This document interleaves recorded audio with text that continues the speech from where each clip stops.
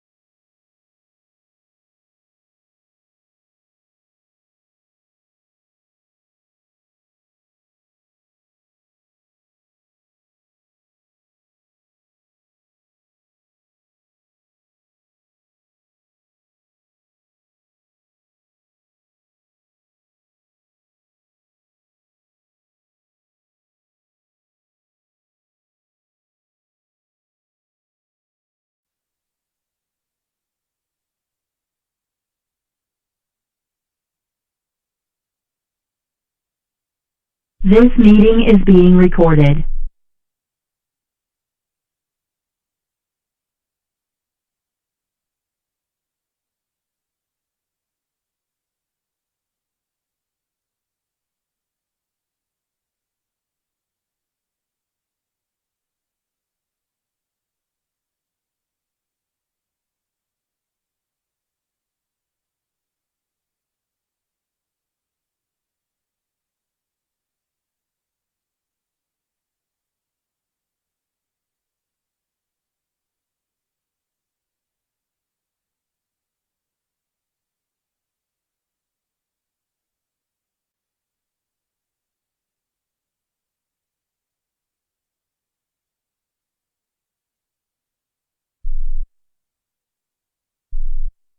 Hola, muy buenas tardes a todos. Pues ya me presento, César, soy Beatriz y bueno, justo me emociona dar mucho este tema porque fue una de mis grandes dificultades entrando al mundo del debate, saber dominar la parte de la retórica, pero justo mi dificultad más grande fue saber aplicar la debate. Y me da mucho gusto en particular en este torneo que hay personas que justo vienen de otras disciplinas como la oratoria y que se integran al mundo del debate. Espero que les sea constructivo y poder seguirles viendo en el debate parlamentario británico.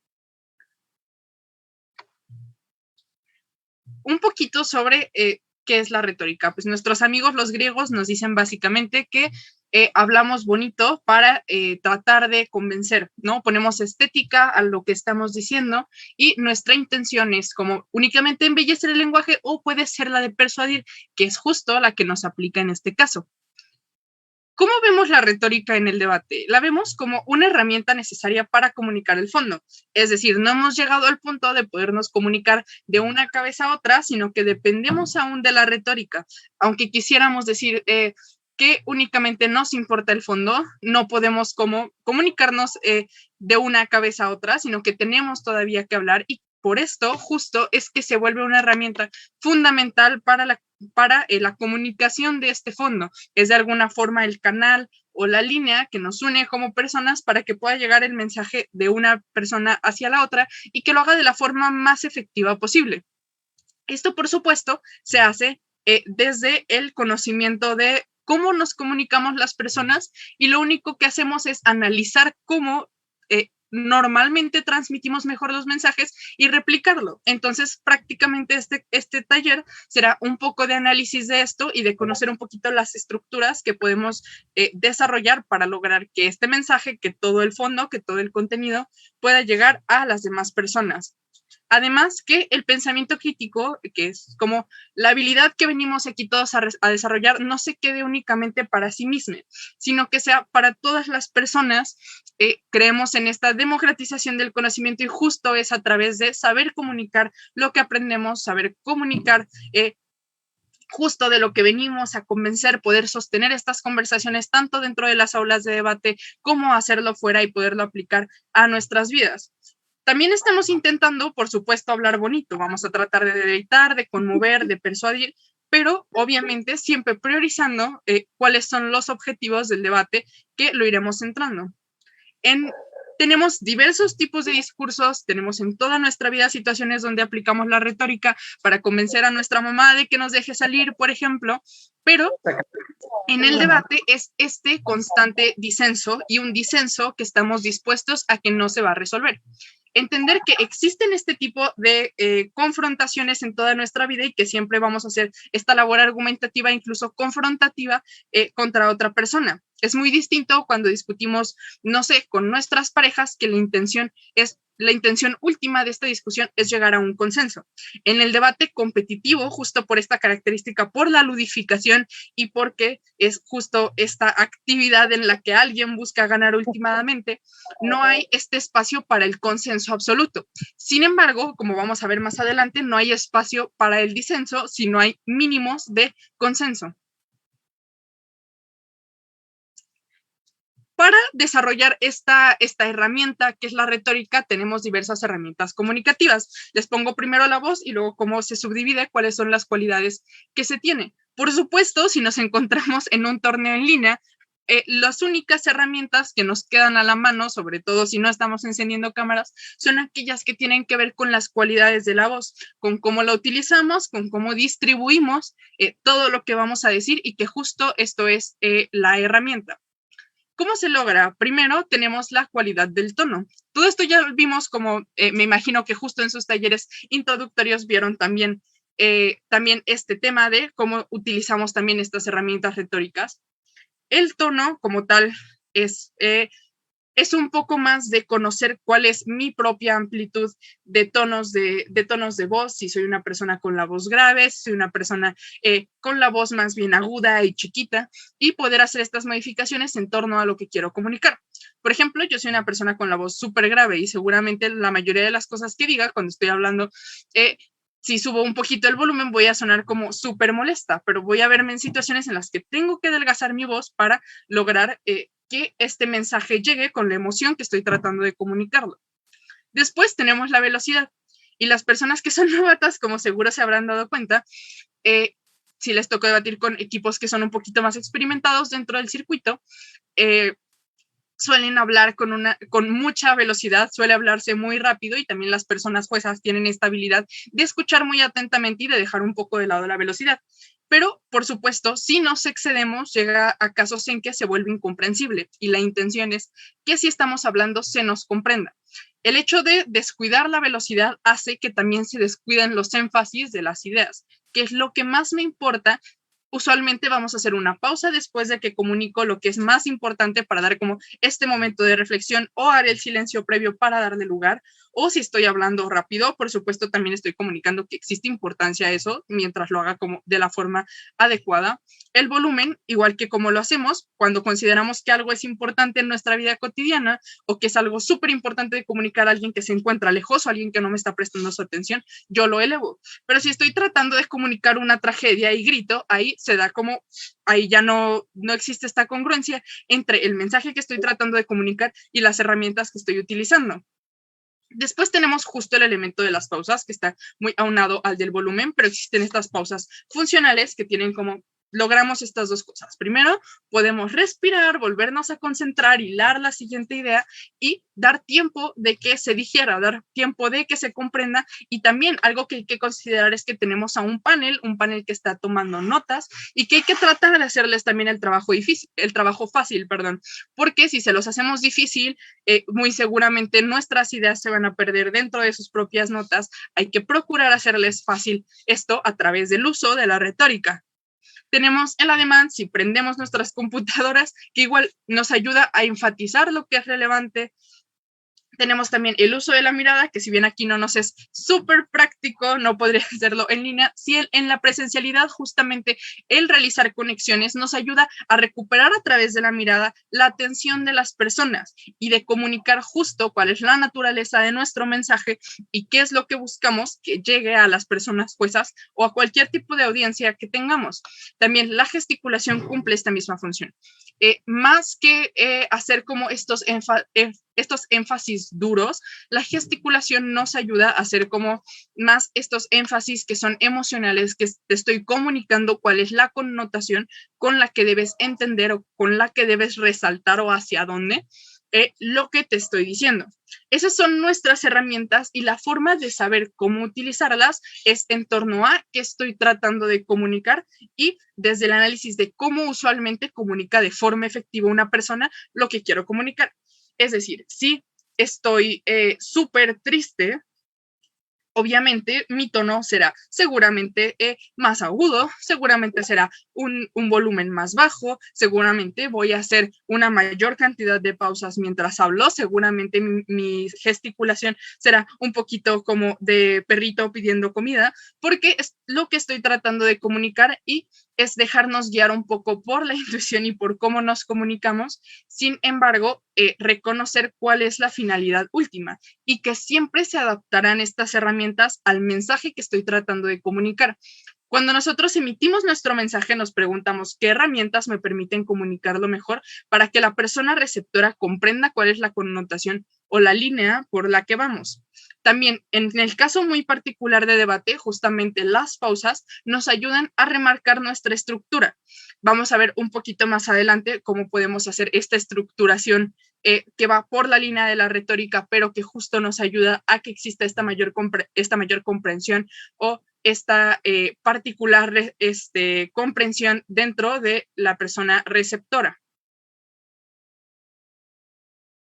Ahora sí, ¿cuál es como nuestro propósito? ¿Por qué buscamos esta aplicación adicional? Como ¿a qué vamos en general con este taller? Con enmarcarlo, cómo metemos la retórica en general, cómo la encajamos dentro del debate. Podemos como usar estas herramientas después de mi propósito es que llegue qué herramientas uso ya como de forma más puntual, es decir, yo ya conozco cuáles son mis herramientas como persona comunicativas, ahora cuáles son mis herramientas de organización de esas otras herramientas, cómo voy a estructurar mi mensaje para después poder fortalecerlo con estas otras herramientas que me ayudan a que cumpla justo este propósito. Obviamente voy a intentar hacer un uso efectivo del tiempo de preparación. ¿Cómo lo voy a hacer? A través de notas efectivas. Reconocer que si yo tengo un mensaje que comunicar, y a veces nos pasa en el tiempo de preparación que dices como que tienes demasiado contenido y demasiadas cosas que decir para la cantidad de tiempo y que te quedarías corto. Entonces, o si eres la persona que se pierde en el momento de hablar, esto es más como ¿cómo vamos a lograr comunicar lo que queremos? Porque a veces se da como esa ruptura entre lo que queremos decir y lo que al final logramos. Me tocó leer por ahí en uno de los grupos, ¿no? Es que no prioricé de forma correcta mi argumento o es que se me fue el tiempo y no alcancé a decirlo. Justo es a través de estas herramientas. Cuando yo elaboro notas efectivas, es el momento en el que yo puedo hacer este proceso del siguiente punto de priorización y de señalización a lo largo de mi tiempo de preparación. Tal como viene la lluvia de ideas, es importante hacer un filtrado de cuáles son las más importantes. Y si aún no tenemos una buena percepción de nuestros tiempos, es recomendable y siempre se va a recomendar mandar por delante el argumento más fuerte, que sea el primero, para poder garantizar que nuestro argumento más fuerte o que el punto más fuerte va a ser el que sí o sí alcanzo a decir, sí o sí alcanzo a desarrollar con toda la profundidad que busco decirlo. La señalización se refiere a que mis notas efectivas me digan cuáles son las partes de mi argumento. Es decir, si yo voy a abanderar mi argumento para que comunique este primer mensaje, que es vamos a hablar sobre el tema económico, ¿no?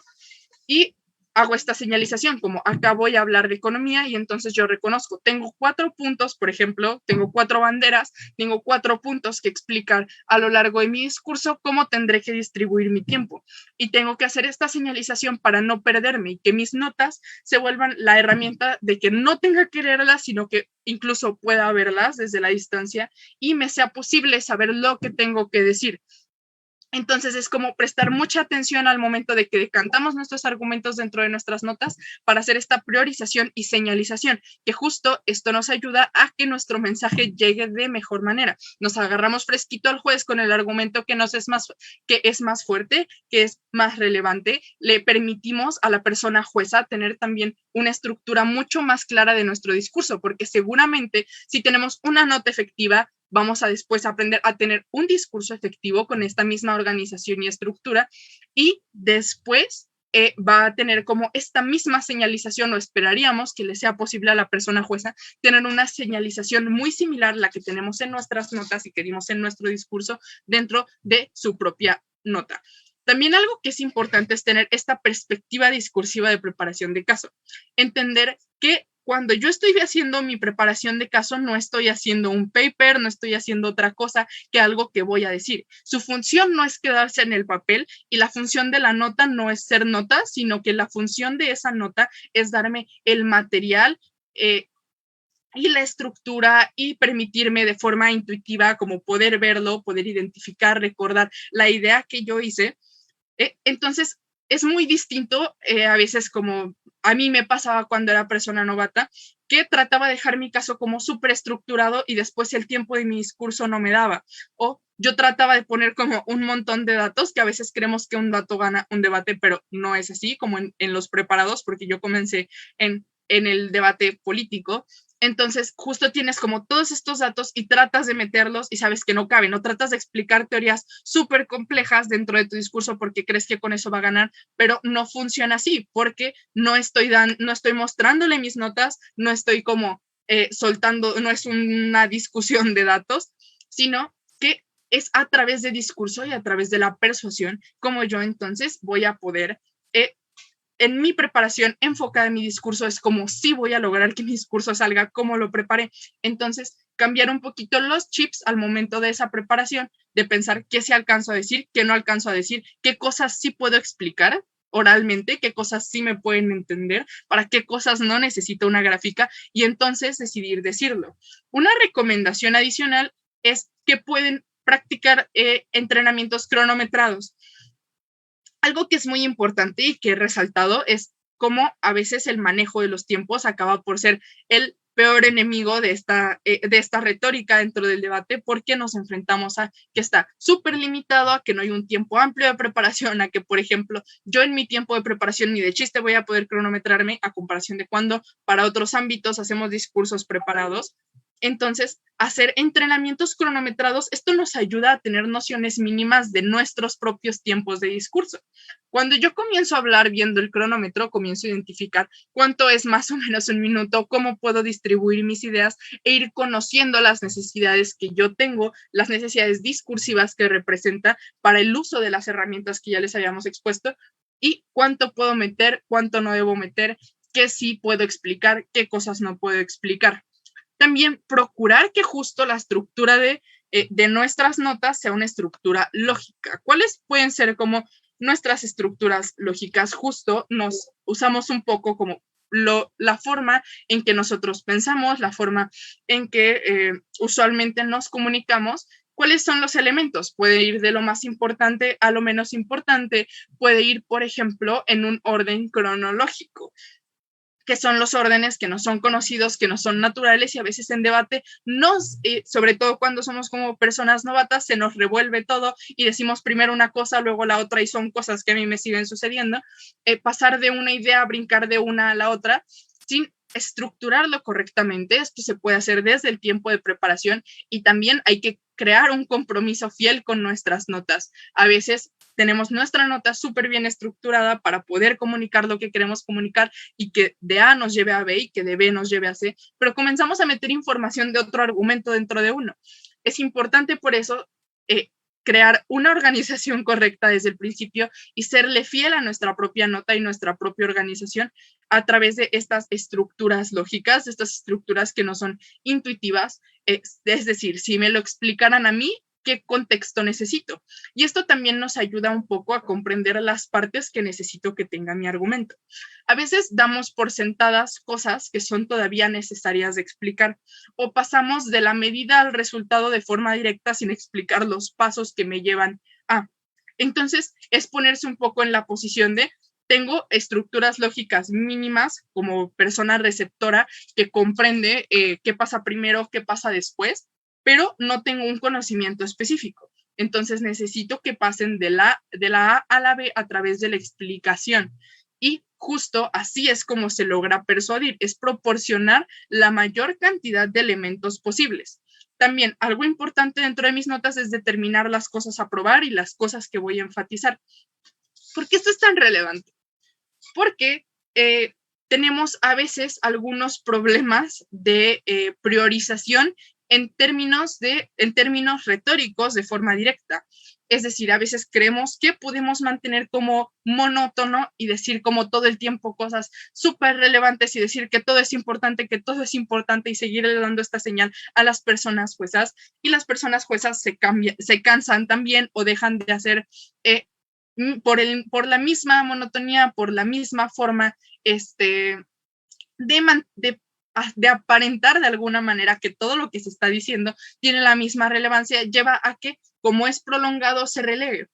Hay que identificar que a veces, aunque creemos que absolutamente toda la información, palabra que sale de nuestra boca es como súper relevante y la palabra determinante, pero nuestros cerebros no funcionan de esa manera. No podemos mantener 7 minutos el mismo hype o entender que tiene la misma importancia dentro de nosotros, sino que la forma de persuadir a través de la retórica es justo atrapando y soltando a la audiencia. La forma correcta es poder decirle al juez, a la persona jueza, qué es lo que debe tener en sus notas y qué son las cosas que no debe olvidar de nuestro discurso, porque tienen estas explicaciones y por supuesto que van a poder escucharlo todo, pero que les dé una forma de organizar su capacidad de retención que les permita hacer estos bloques de me dijo A, me dijo B, me dijo C, me dijo D. Y A lo comprobó de esta forma, B lo comprobó de esta forma, C lo comprobó de esta forma, D lo comprobó de esta forma.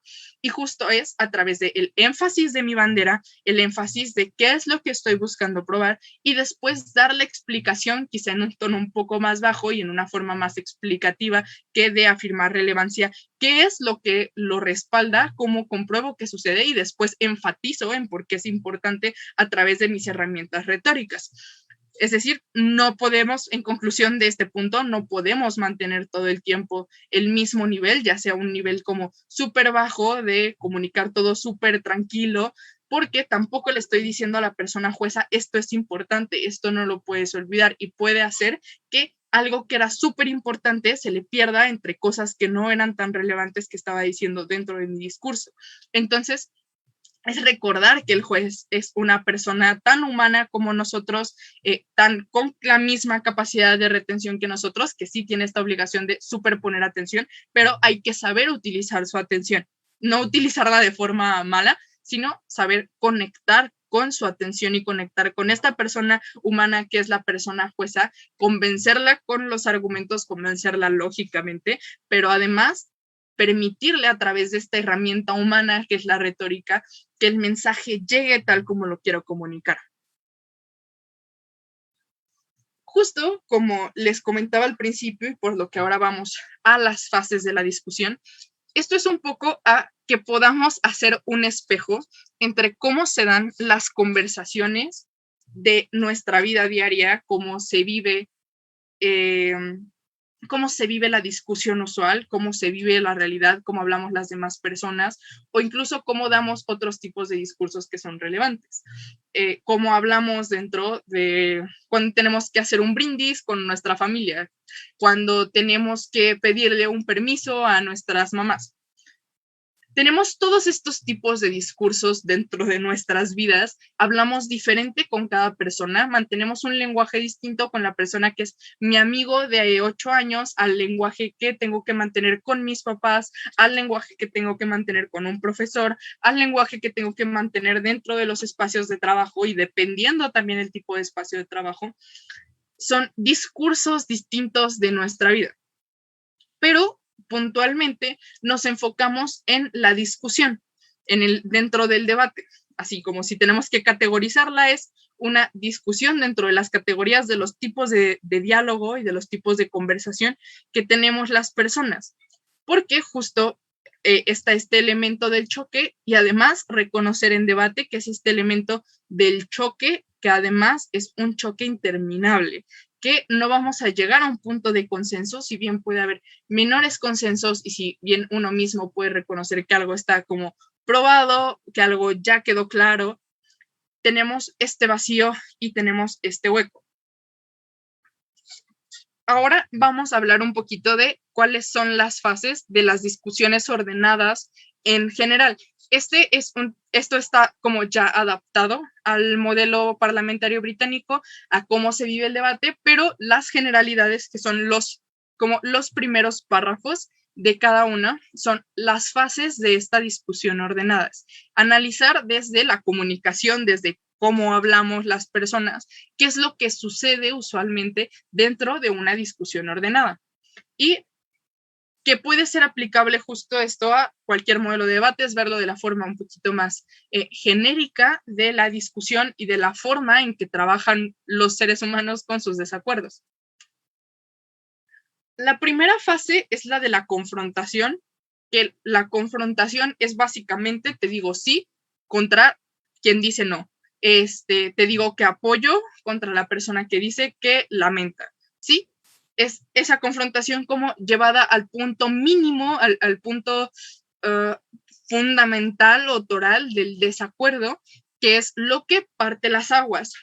Y a veces, si bien puede sonar como súper sencillo el identificarlo, creo que cuando comenzamos a practicar debate, nos damos cuenta de que a veces no es tan claro el desacuerdo, que el desacuerdo a veces se trata de que sabemos que tiene que defender perfectamente la bancada de gobierno, pero no tenemos claro exactamente porque hay cierta libertad y hay que poner un mecanismo en la bancada de la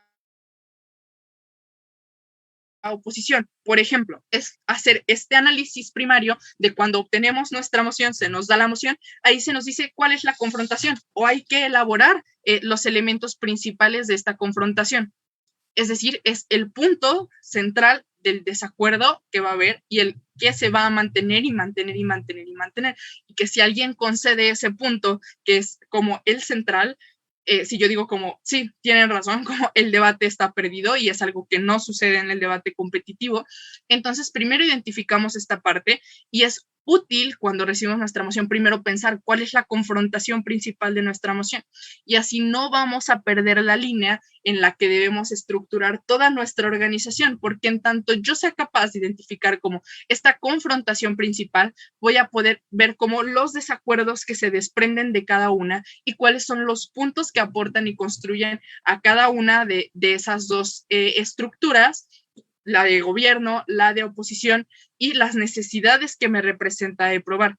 Entonces, punto 1, cuando la recibo, identificar cuál es la confrontación principal. En esta fase de la discusión crítica hay una tesis que no es aceptada, es decir, planteamos justo nuestra moción o nuestra tesis, que es lo que necesariamente va a tener que hacer gobierno. Y obviamente no es aceptada por la bancada, en este caso, de oposición. Existe una duda, existe una contradicción principal. Entonces, ¿cuál es el primer paso? Lo primerito que hacemos en debate o que hacemos en nuestros discursos, dejar clara cuál es la postura, dejar muy clara cuál es nuestra línea. Y ojo, y les pongo un mecanismo en su caso porque a veces la línea no está necesariamente marcada por la moción. Si bien la moción sí nos plantea qué es a lo que vamos a tener que confrontarnos, no nos dice directamente la forma de confrontarnos. Y por eso hay que hacer esta elaboración de la confrontación. Y a través del comprender estas son las dos ideas en choque, es de lo que tengo que convencer. Entonces todos mis mensajes y todas mis herramientas comunicativas se enfocarán a poder explicar por qué esto no. Y solamente se logra con mi perspectiva discursiva, con qué voy a hacer, con cómo lo voy a explicar, porque el único momento en el que están los jueces es cuando ya me toca el momento de mi discurso. Y también justo al mantener esta línea y al analizar esta línea, evitamos que haya algún error de interpretación y justo a veces puede ser la primera pregunta que le hacemos a nuestra pareja. ¿Queda clara la confrontación principal? Si estamos como entendiendo y entonces entendemos que partimos de la misma línea y que comenzamos a construir. Entonces es señalar justo cuál es la contradicción, cuál es la confrontación y justo puede ser el primer elemento de nuestro discurso, señalar el mecanismo si es el caso e identificar las diferencias fundamentales de los casos o de los posibles casos que existen en oposición y en gobierno dentro de nuestra moción. Es primero llegar, sentarse, llegar, pararse y establecer cuáles son estas divisiones, porque de repente nos puede tocar contra un equipo que no tenga súper clara cuál es esta línea de la diferenciación. Y también a las personas juezas les ayuda de principio saber de qué terreno estamos partiendo. Y así, soltando como este primer hint, esta primera línea, haciendo que sea lo primero, marcamos la línea divisoria de la que no van a poder cruzar los argumentos, de los errores que no se pueden cometer y creamos esta primera estructura general que es esto es gobierno, esto es oposición y así le damos claridad a todas las personas dentro del debate. Que esto retóricamente que nos ocasiona que existe justo esta predisposición de la comprensión, de que justo como ya me estableciste tu línea primaria, voy a entender que de ahí viene toda tu línea secundaria, todo lo que ya después me explicas y que me tienes que probar y que yo entiendo hacia dónde va, yo sé cuál es el norte hacia el que apunta. Después, en la apertura, algo que hacemos y que vieron también dentro de los discursos, dentro de sus talleres de introducción previos al torneo, es que se tiene que llegar a consensos mínimos, y que les decía desde el principio de este taller. No se logra nada si no estamos en el mismo canal de discusión. Y por eso es importante también la parte anterior, marcar la línea divisoria, marcar como las líneas centrales, pero entender de qué estamos hablando o en dónde se van a situar los impactos o los puntos que son relevantes y que verdaderamente afectan a este debate. Es decir, en la fase de apertura hacemos los consensos mínimos, que puede ser respecto del status quo, es decir, como qué está pasando, cuál es el contexto en el que se debate, por qué es importante que esto se debata y cuáles son las definiciones. Y también, como en este caso puede ser de cómo entendemos que va a funcionar el mecanismo, es decir, eso también tiene que ser de alguna forma pasado por la oposición como un consenso de este mínimo acuerdo de cómo vamos a discutirlo. Si bien vamos a estar en contra el resto del tiempo, estamos en el mismo canal y la discusión es A contra B y no 1 contra 2, por llevarlo como al punto más burdo. En este caso, en la fase de apertura se descubren los elementos comunes de carácter relevante. Esto pasa también en discusión, por ejemplo, dentro de las mediaciones, etcétera, es qué sí tenemos en común, en qué sí estamos de acuerdo, y también identificar qué cosas pasan en ambos lados. Tratamos de dejarlas de lado. Primero resolvemos qué tenemos en común para después centrarnos en cuáles son las cosas diferentes, para que no después digan que es algo diferente, algo que era realmente un elemento en común. Y así podemos determinar la zona de acuerdo, la zona de las cosas que pasan en ambos lados. Quizá escucharon debatientes decir la expresión de wash o que algo es simétrico. Podría ser un poco un ejemplo de esto, de cómo las cosas pasan en los dos lados y de cómo ahí no está el mejor lugar para el debate, que el debate es justo el disenso, qué cosas sí son diferentes y que es justo a través de estos puntos diferenciadores que ganamos. Entonces, justo al no hacer los acuerdos mínimos de forma correcta desde el principio y al no saber reconocer uno mismo cuáles son estos elementos, estos acuerdos mínimos que existen en el debate, vamos a perder tiempo discutiendo cosas que pasan por igual en los dos lados. También a veces pasa que se impugnan definiciones solo porque se cree que esa definición no es como, porque no es la correcta, pero no en términos funcionales para el debate, sino solo porque nosotros dentro de la moción preparada, cuando tuvimos chance de preparar, nos encontramos otra y la impugno porque es otra. La impugnación es funcional y vamos a enfocarnos en pasar el tiempo que estamos argumentando, el tiempo que disentimos, en lo que sea verdaderamente un disenso, para irnos como al meollo del asunto, a donde de verdad se encuentran estos desacuerdos. Y esto se logra tanto de forma procedimental, que es, o sea, como todos reconocemos cómo vamos a hacer las cosas, podría ser en este caso como el mecanismo, y después nuestras respuestas o nuestros argumentos o las cosas que suceden, las que se dan como de la misma manera. Y justo es cuando entendemos que estamos partiendo de este mismo punto, donde se puede llevar a cabo una discusión fructífera y enfocarnos en lo que verdaderamente es relevante, que es las cosas en las que estamos teniendo disenso, las cosas que hay que problematizar porque no estamos en acuerdo la bancada de gobierno y la bancada de la oposición. Entonces, ¿cómo se logra esto? No necesariamente es de forma súper explícita. No tenemos que llegar y decir cada una de las cosas porque se nos iría la vida y se nos iría el tiempo en lo que son los acuerdos tácitos. Hay cosas que reconocemos. Por ejemplo, si nuestra moción dice priorizar, pues existe pues un acuerdo tácito de cierta manera de que ambas cosas pueden coexistir, pero le damos más importancia a una o nos enfocamos en una por algún motivo. Y ahí es como existen estos acuerdos que pues la moción nos da solita, o el reconocer que el mecanismo de gobierno es viable porque es el mecanismo de gobierno, que también le llaman fiat. Entonces, es este reconocimiento mutuo que se tiene que dar para llegar a este acuerdo, y no es necesario que yo llegue y diga como sí es viable el mecanismo de gobierno, sino que yo tengo que oponerme en otra vía, de otra forma, explicar cuáles son los problemas con ese mecanismo que ya sabemos que sí es viable, para poder concentrar el disenso en el lugar donde debe estar. Y es reconocer y saber distinguir estos acuerdos tácitos de estos acuerdos que hay que explicitar. Es decir, que cosas que serían súper problemáticas, que nos traerían ahí discusiones innecesarias, que habría un mal entendimiento del debate, que podría cruzar una línea hacia mi caso, la bancada que esté en mi contra.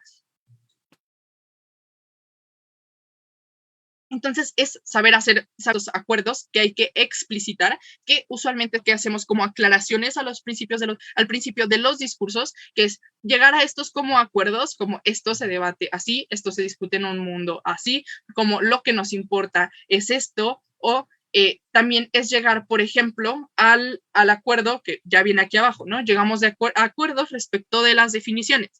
Y procuramos evitar que el debate se vuelva un debate de definiciones, porque entendemos que la moción va más allá usualmente y busca que debatamos las implicaciones de, y no solo cuál es la definición correcta.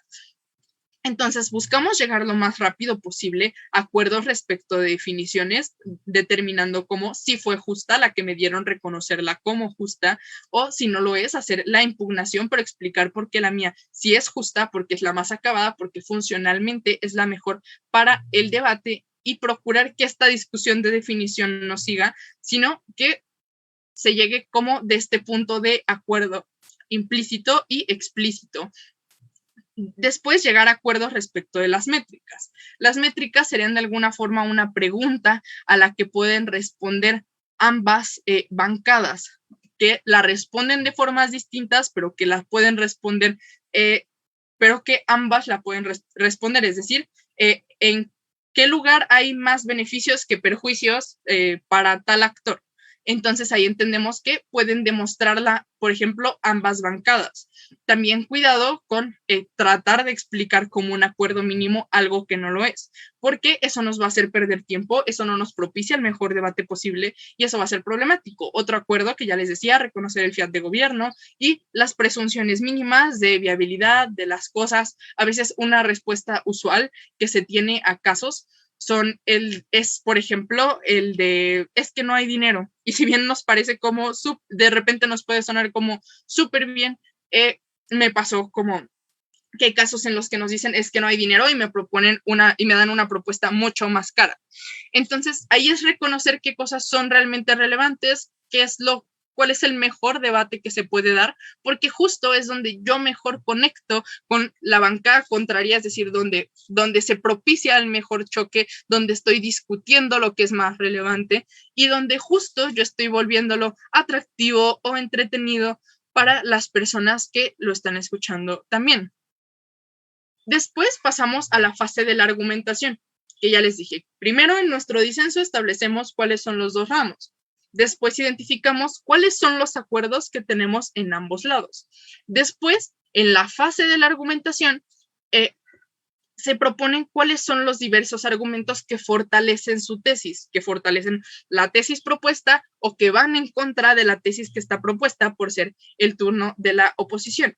Entonces, así nos permite cómo se propone una tesis, se argumenta y comienza a haber este roce, comienzan a haber estos choques, que es lo que propicia ya como el punto fuerte del debate. Es decir, esto permite, yo expongo la tesis, expongo lo que refuerza esa tesis, que es lo que viene a hacer en este caso mi primer ministro, me la expone, me dice que la respalda y ahí comienza a darse que existe dudas o refutaciones o respuestas o argumentos que van en contra de la forma de defender la tesis y la tesis directamente. Entonces, justo se llega al punto de que pues ninguno resulta completamente satisfactorio porque justo si lo estamos debatiendo es porque existe disenso.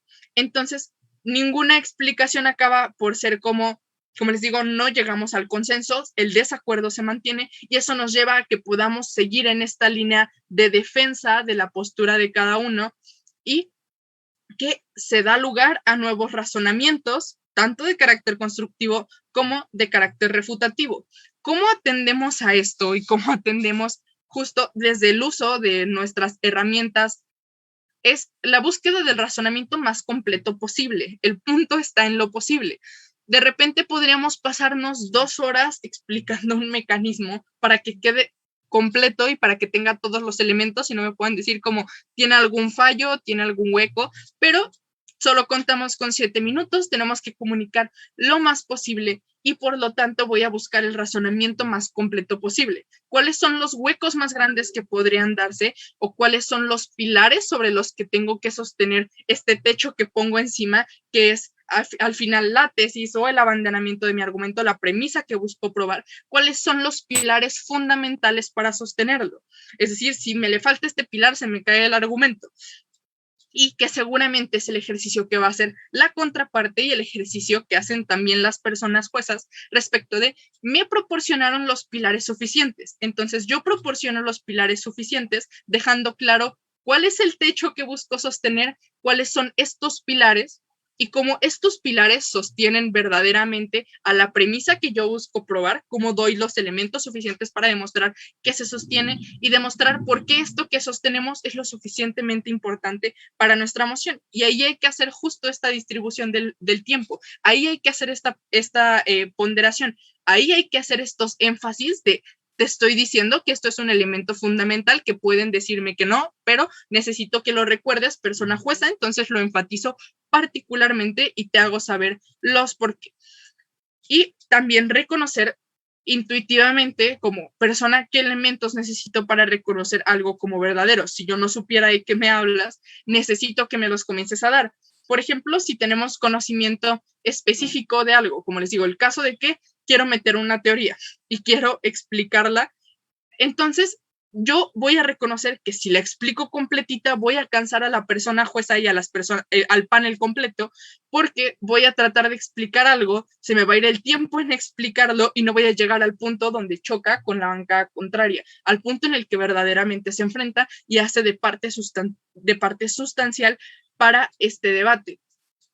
Entonces, ahí es hacer esta priorización, hacer estos énfasis, identificar como persona razonable cuáles son los elementos que necesito, cómo voy a persuadirte de, cómo voy a comunicar justo esto que necesito pensar y se logra a través de ¿qué? La clasificación y la priorización de la información.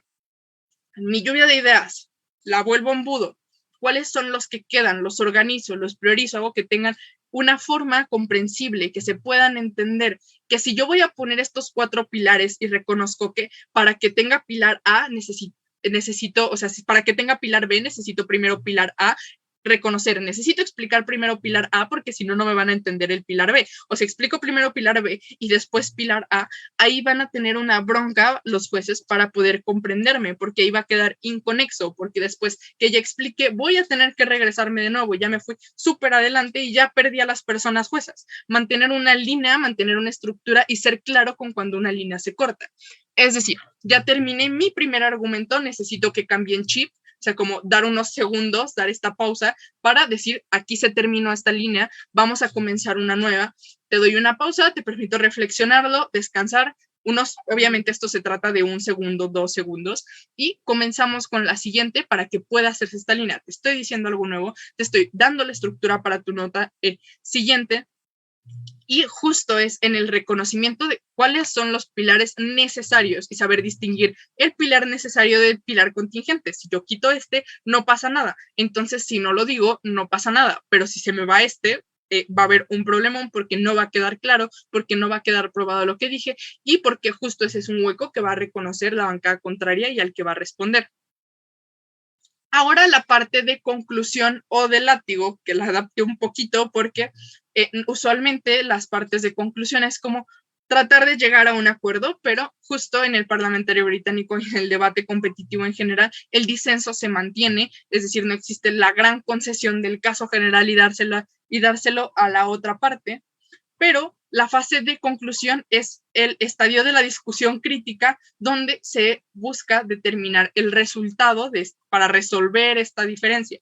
Pero, naturalmente, como el látigo sigue siendo parte de esta competencia, como esta conclusión sigue siendo para respaldar lo que me toca defender, dependiendo la moción que sea que tenga en las manos.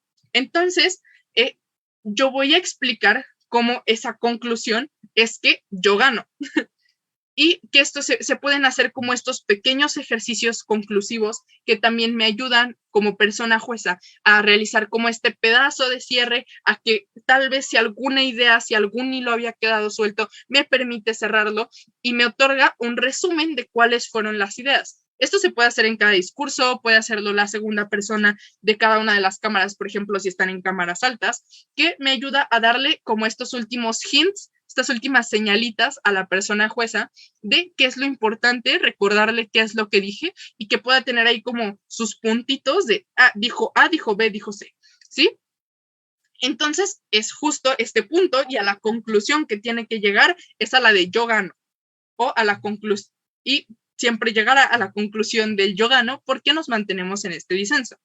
Entonces, ¿cuáles son los elementos que tenemos que tomar en cuenta para realizar efectivamente y comunicar efectivamente nuestros látigos? Primero es tomar la discusión como terminada por lo que vea la construcción. Trabajo con lo que ya tengo y qué es lo que estoy haciendo. Justo estoy llevándolo a esta punta de la comprensión de la persona jueza porque le estoy diciendo qué sucedió, cómo se enfrenta y cómo se compara. Y cómo a través de todos estos elementos que te estoy dando, de las comparaciones de cómo se llevó a cabo el debate, entonces tú puedes darte cuenta de que yo, persona, gané. Entonces, de que yo pareja, de que fue justo yo y mi pareja quienes ganamos todo el debate y por qué se debe dar el voto por nosotros. Entonces, ¿cuáles son las cosas que tenemos que tomar en cuenta? Ya se terminó y nosotros tenemos que trabajar con lo que sea que haya sucedido y de acomodarlo y de explicar los elementos diferenciadores que nos dan a nosotros como equipo el gane, lo que nos permite sobreponernos de forma claramente lógica como lo hemos mantenido, cuáles fueron los puntos fuertes, cuáles son las respuestas que todavía se pueden hacer al caso que me plantea la bancada contraria y uso todo el material de debate, todo lo que ya sucedió para trabajar con él. Yo ya no puedo traer nuevas construcciones, ya no puedo traer nuevos techos ni nuevos pilares, sino que trabajo con los que tengo y los acomodo donde van y le hago saber a la persona jueza cómo se llevó a cabo y le doy como una pequeña guía de esto, de nosotros ganamos, pero ganamos por esto, porque pasó todo esto, se compara de esta manera y por eso el resultado es. Entonces, la persona que es latigo debe tener estas mismas habilidades efectivas es tomar todo lo que sucedió en el debate y llevarlo a esta misma, a este mismo embudo de qué es lo relevante, qué es lo que sucede y trabajarlo con la perspectiva de discurso, qué cosas alcanzo a decir, cómo lo organizo. Y también es útil, pues, mantener la estructura cronológica del debate o reducirlo a mínimos, que eso es también muy fácil de comprender para las personas juezas, que es reducirlo a los puntos de choque fueron estos, de qué forma se ganan, qué fue lo que trajo a la bancada contraria, cuáles son los elementos diferenciadores que nos posicionan por encima dentro de ese punto, por qué lo hicimos mejor, porque algo no era verdadero, etcétera. Y hago esta misma estructura y tienen que ser personas muy estructuradas porque es reducir todo el debate y dar como esta comprensión última y expresión última de por qué eres quien gana. Después le aclaro si quedó algo ahí pendiente de cristalizar, si hay choques no resueltos, este es mi momento de explicar cómo se resuelven y de cómo se da y aportar estos elementos diferenciadores. Y aunque esto suene como medio absurdo, es pensar como le juece. Pensar cuál es la labor que tiene que hacer la persona jueza, pues voy a hacerle la chamba fácil. La persona jueza va a tener que analizar qué trajeron todas las cámaras y establecer y hacer 6 comparativas de todo lo que me trajo, entre todo lo que me trajeron cada una de las bancadas, contenido argumentativo, contenido refutativo, establecer justo cuáles son los elementos con los que se van a tomar las decisiones de quién es quién gana y es darles estos últimos elementos para que puedan hacerlo, ayudarle a hacer estas reducciones, recordarle qué fue lo que dijimos nosotros, recordarle por qué es lo mejor probado, por qué es lo más importante, y pensar cómo le juece, hacerle fácil el trabajo a la persona jueza. Es usar un poco una estructura similar a la que tiene la persona jueza al hacerlo, y es cómo lo hago, retomando cada una de las cámaras. ¿Cuál es la forma más intuitiva de hacerlo para que haya comprensión? Pues de manera cronológica, cómo se dan las cosas. O justo como mi choque más inmediato, por ejemplo, si soy, en este caso que soy látigo, cómo fue mi primer choque, el que tienen más fresco con la cámara baja. Sobre todo si estoy tratando de explicar cómo nos sobreponemos y cómo el contenido importante estuvo en mi cámara baja, puedo dedicarle más tiempo a eso. Eso dependerá justo de cómo se me facilita la estructuración y cómo noto que las personas juezas lo comprenden de mejor manera, cómo le hago más fácil el trabajo a la persona jueza. Ahora, esto es quizá algo que debimos haber visto antes, pero esperamos que sigan en este espacio y de el código de conducta en mandamientos, como los mínimos o las reglas. Esto se los pongo justo porque para mí en su momento fue muy difícil entender estas reglas.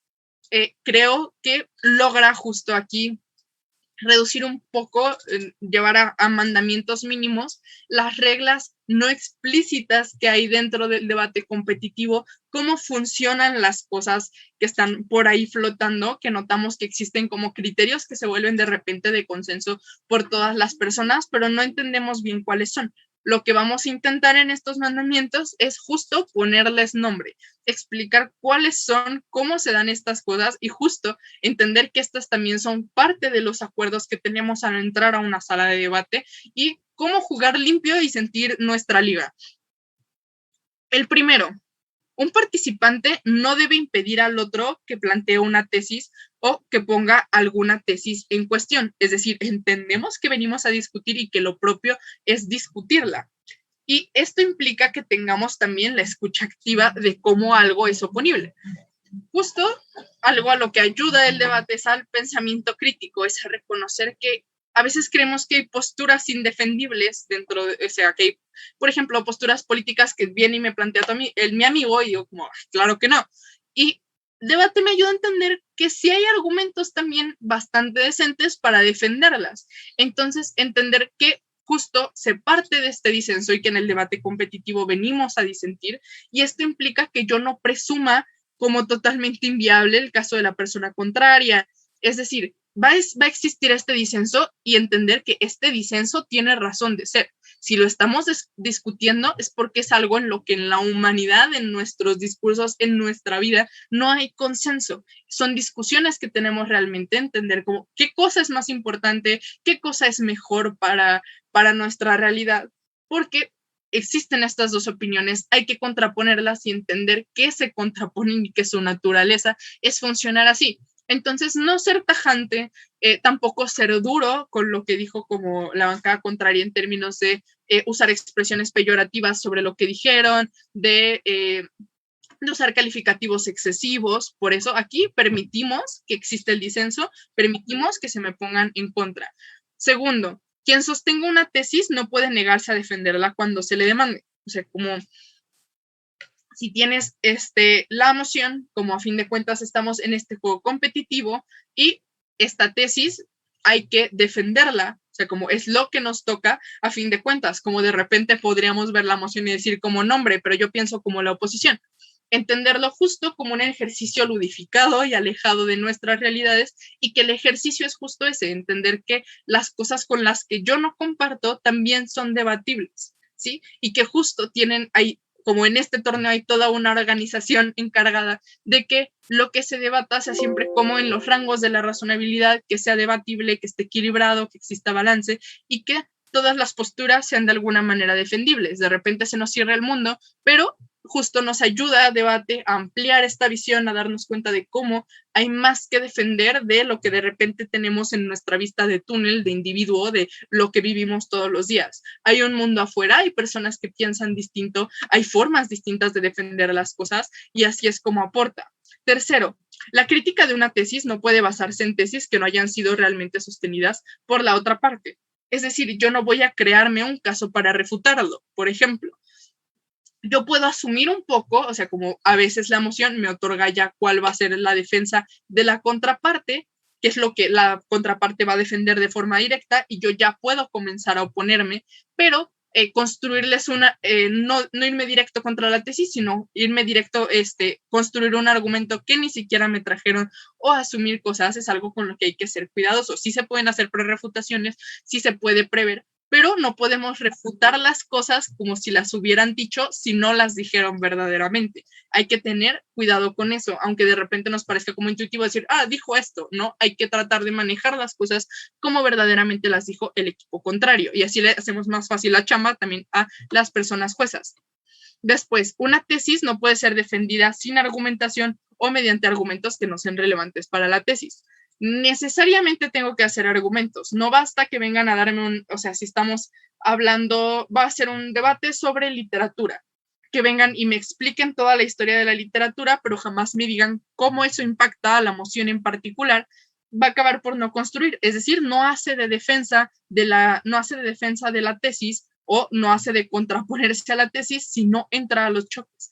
Entonces, necesito esta argumentación, es comenzar a explicar los por qué debemos estar a favor de esto, por qué debemos estar en contra de esto, cuáles son los motivos que tenemos para hacerlo, y procurar que sean relevantes, que sea algo destacable, que sea el punto de choque fuerte y entrar justo a estos puntos porque es lo que nos da el mejor debate. Después, un participante no puede atribuir falsamente premisas implícitas a la otra parte y eso es algo con lo que hay que tener cuidado, que nos pasa comúnmente, yo creo que a todas las personas debatientes, que de repente atribuimos premisas implícitas, decir que se parte de puntos y si no era así, se responde muy fácil y toda nuestra construcción sobre eso acaba por caerse. Y no hay que dejar de responsabilizarse por las premisas implícitas que sí existen en nuestro caso.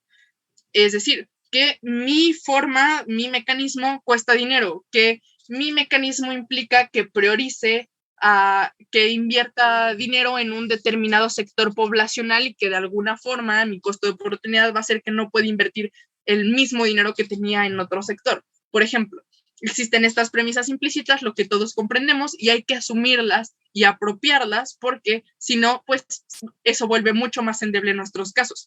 Por eso les digo, reconocer los mínimos vuelve nuestro caso más fuerte y no más débil. Reconocer los consensos y aceptar las cosas.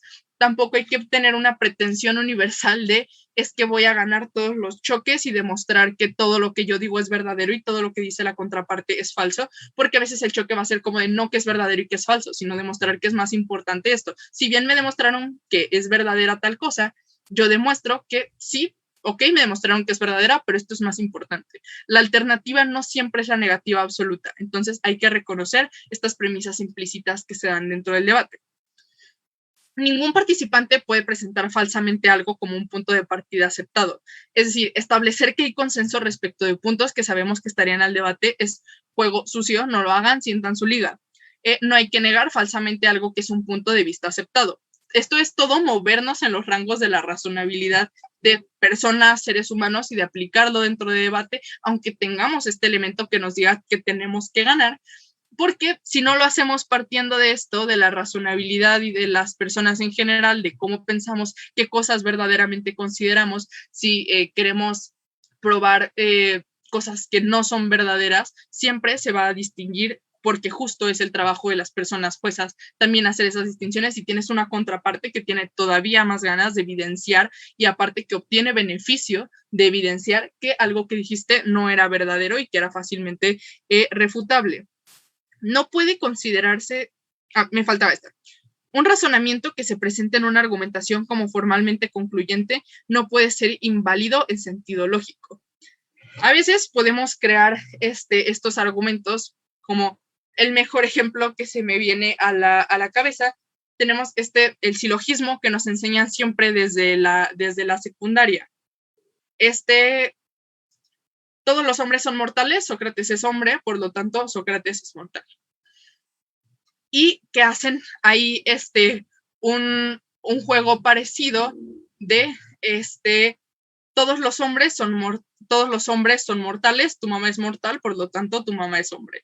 Es un ejemplo muy burdo, pero ahí es como la forma más fácil de ver cómo es inválido lógicamente, porque no pertenece, nunca dijimos, o sea, como no hay nada en el silogismo que nos diga que pertenece a este colectivo de hombres, ¿no? Entonces es justo, aunque yo lo demuestre como concluyente y diga como sí, esa es la respuesta, tiene que ser válido lógicamente también. Y esas son refutaciones válidas también, o sea, como evidenciar que algo no estaba construido de forma lógica correcta. Después, no puede considerarse que una tesis que no haya sido presentada basándose en razonamientos formalmente concluyentes ha sido argumentativamente defendida de manera concluyente si su defensa no se ha dado mediante esquemas argumentativos apropiados, que hayan sido correctamente aplicados. Es decir, no vamos a asumir algo como absolutamente verdadero si no me dieron los elementos suficientes. Y ahí es donde se da este debate. Y a veces tenemos la tendencia como debatientes a decir que algo está completamente probado cuando no lo está verdaderamente. Y aunque digamos que lo fue así, y aunque lo digamos como que es absolutamente inamovible y que no existe ninguna respuesta, es demasiado ambicioso. Es mejor reconocer cuando algo no es tan impactante, pero esto sí, y seguimos ganando. Entonces es mantenernos en los límites de la razonabilidad.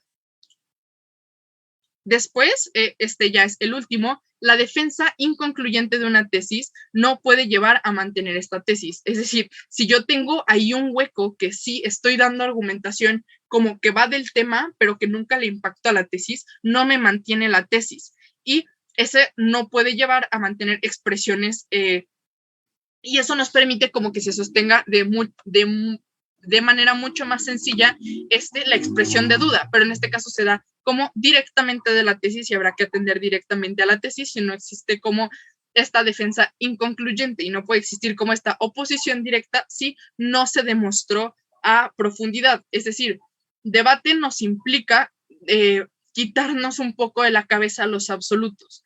Si estamos debatiendo es porque no hay consenso. Esperar que haya consenso y que digan sí, lo que dijiste es inamovible, ganaste ya, es algo que no va a suceder y hay que dejar de intentarlo porque justo el intentarlo nos lleva a replicar malas prácticas.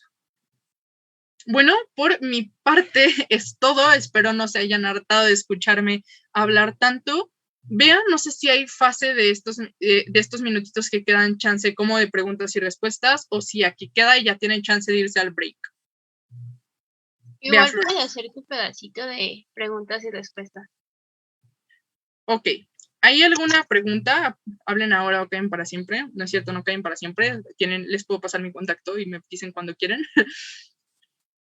¿Alguien tiene alguna duda?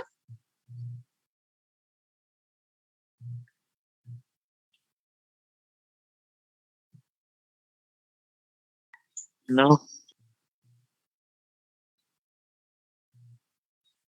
Bueno, pues creo que si no hay oposición de organización, libero a las personas.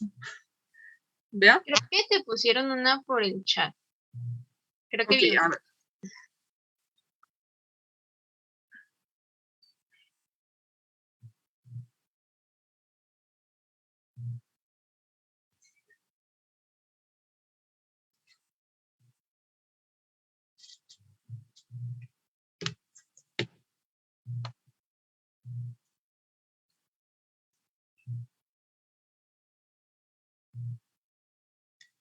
Ok. Está la pregunta de Angie de cómo puedo practicar estos elementos discursivos en casa.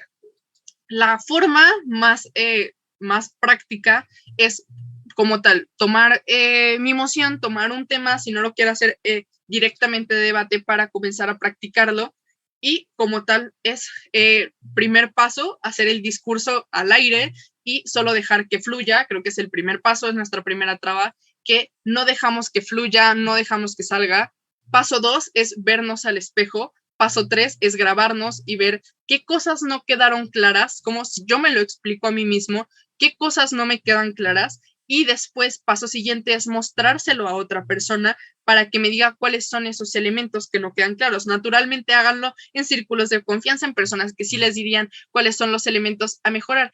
Y justamente la mejor persona para decirles si algo se comprende o no es alguien que no debata, porque a veces padecemos de vicios, de usar palabras que no son comprensibles, de asumir que se entienden cosas, de dar cosas por sentado, y ahí nos alejamos de esta perspectiva del debate y de la comprensión y de justo poder comunicarle a cualquier persona lo que estamos intentando comunicar.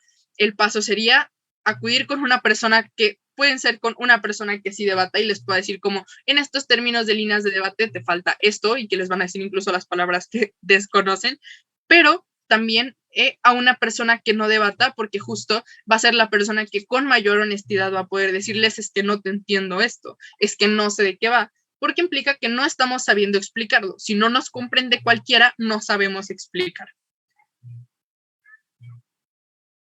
O no lo suficiente para lo que nos exige el modelo. ¿Algún autor que nos recomiendes orador? Marisela Gastelú Serralde tiene un libro de oratoria política moderna, que o sea, es un libro bastante cortito, me parece que ahorita lo vende únicamente como en formato en línea, pero es una gran oradora, pueden buscar videos también de ella, es una mujer que admiro un montón, que trabaja un montón en esto. También Mar Grecia, ella fue campeona del concurso nacional del Universal y también fue un tiempo columnista en el periódico, que es El Premio. También es una mujer tremenda, oradora, es maravillosa y podrían ver los videos de esas personas. Existen varios libros, hay uno, igual puedo pasarles ahora no los tengo a la mano directamente del autor, pero hay libros directamente que son sobre la locución, sobre el uso de la voz sin excederse más, pero si les puedo como recomendar de forma más directa es vean los videos, vean cómo hablan, cómo comunican. Obvio es oratoria como súper trabajada y oratoria de tribuna y voy a pararme y hablar como de forma súper como estrafalaria, pero como eso es como llevar a la punta o al máximo las herramientas comunicativas que utilizan. Por ejemplo, tiene también un video, una TED Talk, Marisela Gastelú, de hecho, búsquenla, es así, es maravillosa y te suelta técnicas súper en corto para cómo hacer la postura, cómo hacer ademán, cómo comunico lo que quiero comunicar. Ese sí, como es la TEDx de Marisela Gastelú Serralde, recomendadísima para todas las personas. Las presentaciones se las va a hacer llegar, me parece que el equipo de logística, no sé si hoy, después o el día de mañana.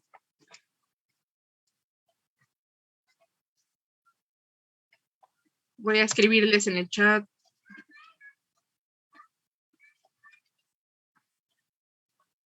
A Marisela Gastelú Serralde pueden escribirle incluso por Facebook, responde, es una señora maravillosa, siempre atiende. Y pueden ponerse en contacto con ella para ver lo de su libro si lo quisieran, y chance en una de esas se los pasa por buena onda, fue mi caso. Entonces espero que tengan la chance de buscarlas. ¿Hay alguna otra duda?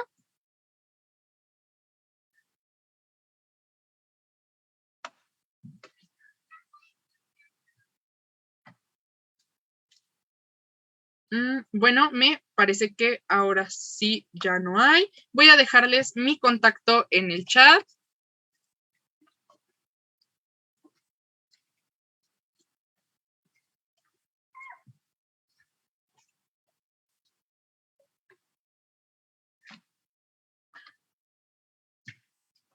Y pues escríbanme con confianza, de verdad, cualquier duda que tengan. No recuerdo bien el nombre de la TEDx, pero me parece que sí es sobre comunicación efectiva u oratoria política. Pero si tiene únicamente una, creo que trae, no recuerdo si trae un vestido rojo o blanco, pero es un salón de TEDx chiquito y alcanzan a verse como incluso las sillas dentro del video, así lo van a reconocer. Ok, va, es esa. Súper recomendada esa TEDx, súper cortita. Y bueno, si no hay más, pues muchísimas gracias por su atención. Espero que les haya sido de ayuda, que aportara a su construcción como personas debatientes y si es su caso como personas oradoras, y pues que tengan una excelente noche. Mucho éxito en el anuncio. Muchas gracias a ustedes. The recording has stopped.